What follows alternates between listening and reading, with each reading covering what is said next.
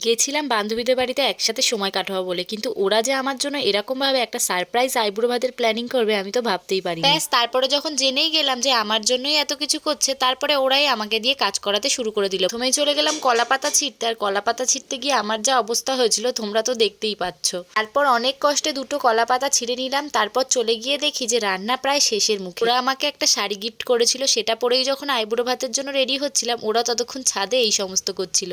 তারপর দেখো আমি পুরোপুরি রেডি হয়ে গেলাম, আর এই যে ওরা আমার জন্য কত কিছু রান্না করেছে আর খুব সুন্দর করে সাজিয়ে পরিবেশন করেছিল। আর শুধু এইটুকুই না, সেদিন আমরা অনেক ফটো আর ভিডিও তুলেছিলাম, আর ওরা আমাকে সবাই মিলে একে একে আশীর্বাদও করেছিল।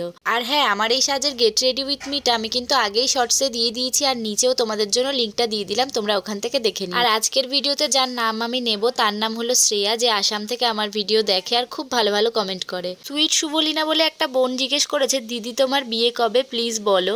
আচ্ছা, তোমাদেরকে আমি দুটো ডেট দিচ্ছি, একটা হলো মার্চের 3 তারিখ আর 6 তারিখ। গেস করে তোমরা বলো তো কোন ডেটটা। খাওয়া দাওয়াটা কিন্তু আমি ছাদে করিনি, নিচে নেমে এসে সবাই মিলে একসাথে জমিয়ে খাওয়া দাওয়া করলাম, আর রান্নাগুলো ভীষণ টেস্টি হয়েছিল। টাটা মানি। এরপরে আমাদের ছোট্ট আর মিষ্টি মানি সবাইকে টাটা করে দিল, আর তোমাদের জন্য আমি আইবুড়ো ভাতের ফটোগুলোও দিয়ে দিলাম। কেমন হয়েছে তোমরা কিন্তু কমেন্ট করে অবশ্যই জানিও। চ্যানেলটাকে সাবস্ক্রাইব করে দিও। দেখা হচ্ছে নেক্সট ভিডিওতে। আজকের মতন টাটা।